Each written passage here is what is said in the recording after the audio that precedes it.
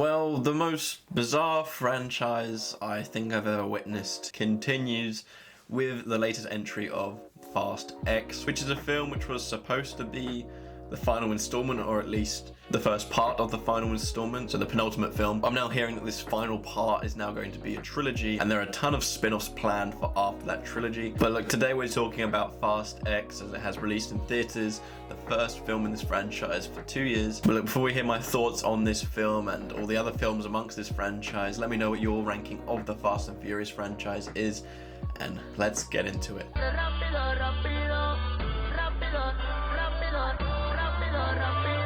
In last place we have F9, which is where I was officially worn out with this franchise. You know, there's always been the element of silliness, but it's been a lot of fun. But here it becomes too self-aware, and while I do appreciate some of the things it did, like pursuing the fan theory of taking them for space as things got more ridiculous, you know, I appreciate that they were self-aware in that sense, but every other aspect which they pointed out was not that great. You know, it's a lot of fun us seeing all of these over-the-top moments, and while I'm sure many of the writers are aware that these are unrealistic and quite dumb, they were kind of oblivious to it in the sense, but when they do those sort of things and then start being like, oh yeah, we're invincible, you know, all these things we've done, it's just like, okay. I didn't like how self-aware this film was. But no, that isn't why I don't like this film. There's just so many things which went wrong from my point of view. As I mentioned, they went too far with the silliness and the self-awareness, but there are just so many obvious moments which you can tell weren't planned out years ago and just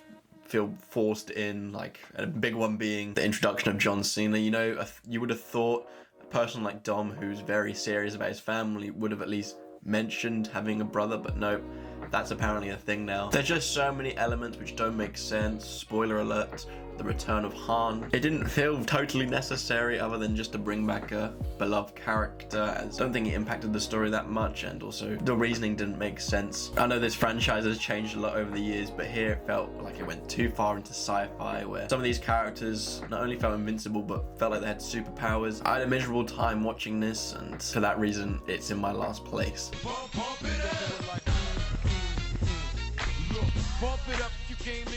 I never know how to feel about this film, because on one hand I find it very amusing with how campy and cheesy it is, especially with the two leads and the dialogue they use. But at the same time, while it is over the top, it's not good. You know, there is some very poor dialogue, some bad acting, some bad storylines. But I do appreciate that this was a much simpler time where it didn't try to outdo itself every time. You know, the action scenes were quite small scale and stay close to the street racing roots. Roman does add that campiness to it, but at the same time, he can also be very annoying and unbearable at times. I've never been a big fan of that character throughout the franchise, but he kind of personifies this film where it can be a lot of fun, but it's not good quality. But I won't back down. And here we have the latest edition, which is Fast X. I'm going to be repeating myself a lot in this video because there are the same negatives and positives for these films. And this one does, of course, lean into the absurdity of the franchise in recent years, but it is an improvement upon its previous entry, F9. As I said, I was quite done with this franchise after F9. You know, I thought, right, it's reached a new low and I can't see it getting too much better.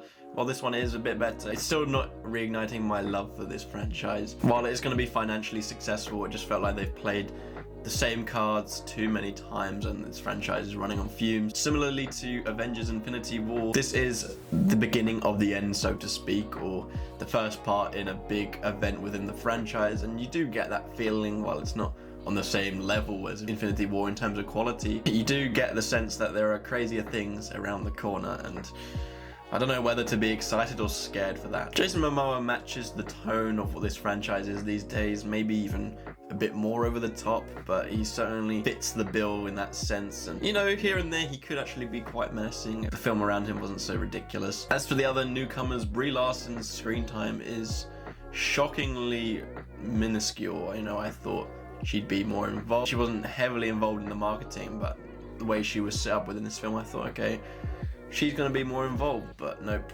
I was led down the wrong avenue. And as for Alan Ritchson, he has a moment here or there, but other than that, doesn't offer too much freshness. I appreciate that this toned it down just a little bit compared to F9, but let's be honest, it's still very ridiculous, and I know I'm sounding like a Karen by dissecting it like this, but I've just stopped caring for this franchise since the last few films.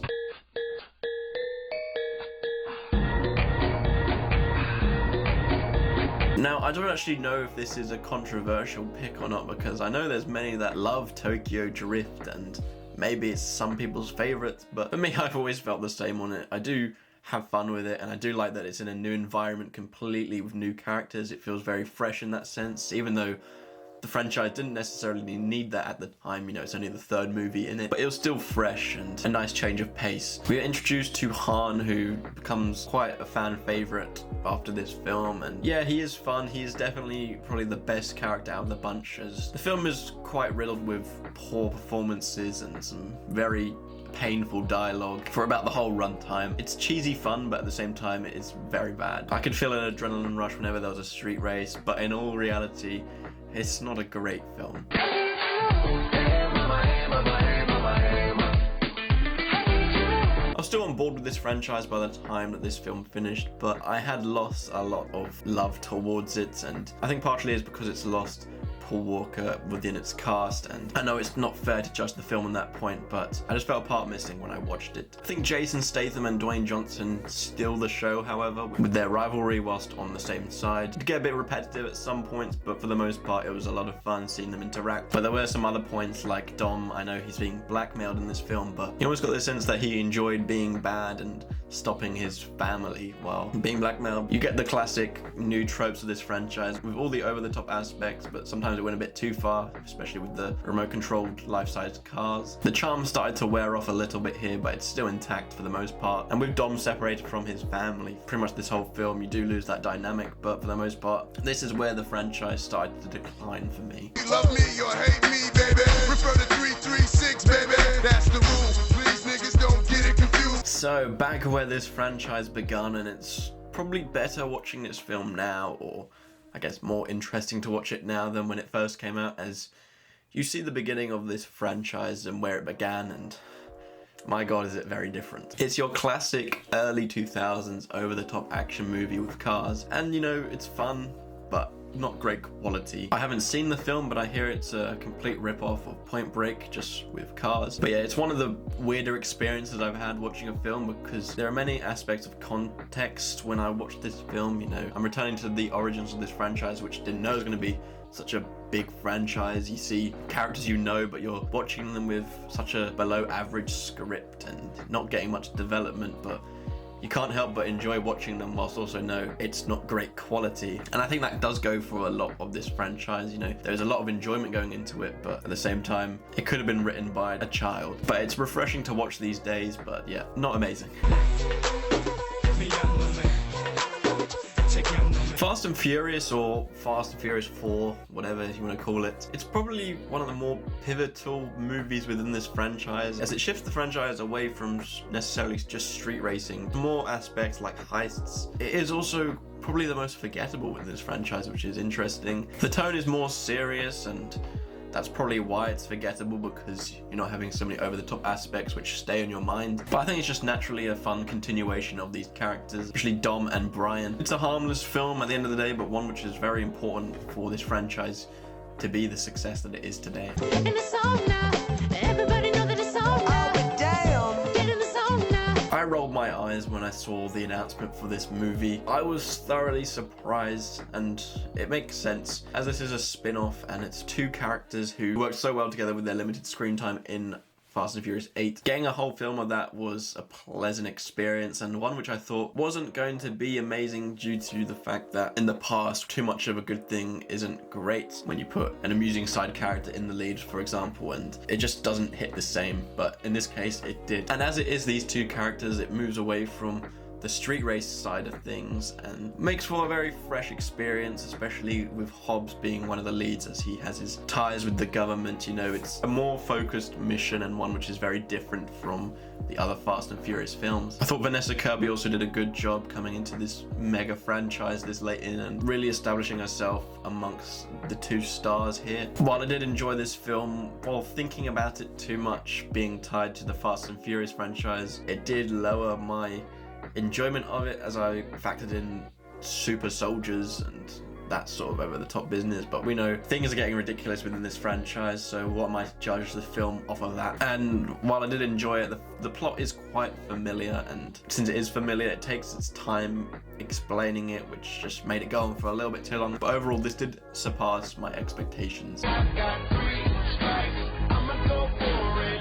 This moment, we own it. Now that the franchise has officially been changed to focus more on heists, Fast and Furious 6 continues going in that direction and delivers a solid entry. While it'd feel forced to include street races into this film, especially in London, a city which I know that is probably not possible in, it still does stay close to its roots by including many car chase sequences which are a lot of fun. There's an interesting dynamic with Letty being brought back, having no memory of Dom, so therefore she's against him, you know, that led to some cool interactions. But then on the other hand, there's a plot line about Brian going to prison, and that just felt extremely rushed and unnecessary in the end. This one's not really talked about that much, but I think it's actually one of the best in the franchise, hence its placement on my list. And yeah, it's one of those films when this franchise was in its prime for me. Been a long day without you, my friend.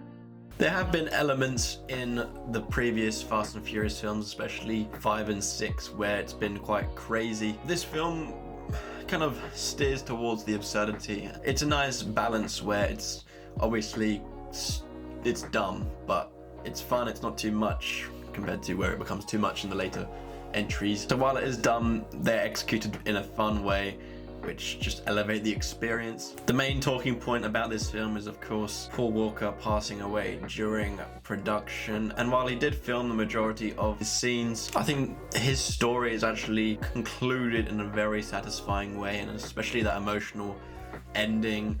I personally feel like this would have been a perfect place to end the franchise, as everyone seemed happy and out of respect for Paul Walker. Obviously, they're not being disrespectful by carrying on the franchise, as they're not recasting him or anything, but I just think this would have been a really nice place to leave it. But of course, money talks. Deckard Shaw was a great addition into this film and a lot more charismatic than his brother was. He did feel like a genuine threat, although at times it felt like he was a bit forgotten about, as was Dwayne Johnson, who was essentially sidelined for this entire film, only to come back for the final battle, you know, stuff like that.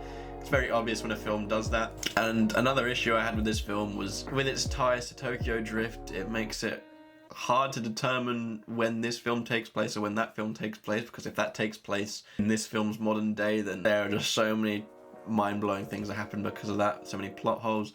But that's only the real negatives I have to say about this film. You know, obviously it's dumb. The ties with Paul Walker and how they executed those, I think this makes it quite a special experience.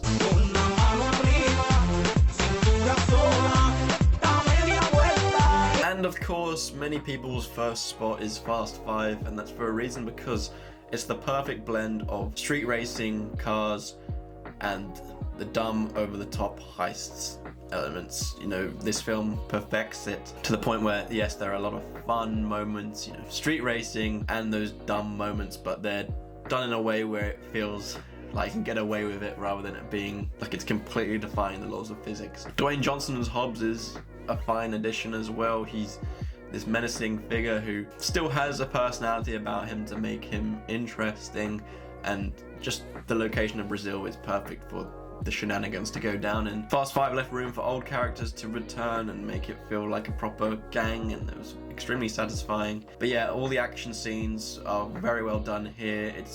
There's actually thought gone into most of it, especially with the more absurd moments. But yeah, I had a lot of fun with this film, and I genuinely think it is a good action movie. There are a few moments here and there, like Elena feeling a bit underused or a storyline not going anywhere, but other than that, I had a blast with this film, hence why it comes in at first place. Thank you so much for watching this video. If you have made it this far, please let me know what your ranking is down below, like I've said, and I don't know if I'm being controversial with my list, especially with the later entries being so far down. Also, let me know if you're down for these spin-offs after this so-called trilogy ends, or do you think that this franchise should officially be put to bed? I know how I feel. But yeah, anyways, thank you so much for watching. I hope you enjoyed, and I hope to see you in my next video.